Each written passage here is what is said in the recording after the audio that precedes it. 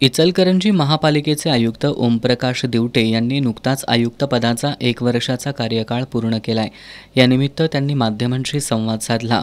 भविष्यातील 30 वर्षाची लोकसंख्या विचारात घेऊन 488 कोटी 67 लाख रुपयांची वाढीव भुयारी गटर योजना मंजूर करून आणल्याचं त्यांनी सांगितलं। पाणीपुरवठा सुरळीत करण्यासाठीच्या कामांचा सविस्तर अहवालही जिल्हाधिकाऱ्यांकडे पाठवलाय। जागतिक बँक पुरस्कृत पूर नियंत्रण प्रकल्पामध्ये इचलकरंजी महापालिकेच्या सुमारे 350 कोटी रुपयांच्या स्टार्म वॉटर प्रस्तावाचा समावेश करण्यात आला। या अंतर्गत PMC नेमणं, तांत्रिक बाबी एकत्र करण्याची कार्यवाही प्रगतीपथावर आहे। PME बसेस योजनेतून 25 बसेस आणि या उपक्रमातील पायाभूत सुविधांसाठी 9 कोटी 89 लाख रुपयांचा महापालिकेचा प्रस्ताव मंजूर झालाय।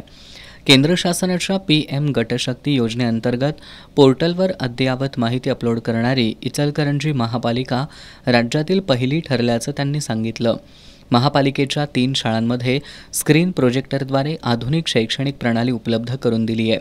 महापालिकेच्या शाळेतील विद्यार्थ्यांना शौचालय, पिण्याचं पाणी आणि बेंच देण्याच्या कामाला प्राधान्य दिलं असून महापालिकेच्या विविध इमारतींवर सौर ऊर्जा प्रकल्प राबवून वीज बिलात बचत करण्याचा प्रयत्न सुरू असल्याचं दिवटे यांनी सांगितलं। यावेळी उपायुक्त प्रसाद काटकर, जल अभियंता सुभाष देशपांडे उपस्थित होते।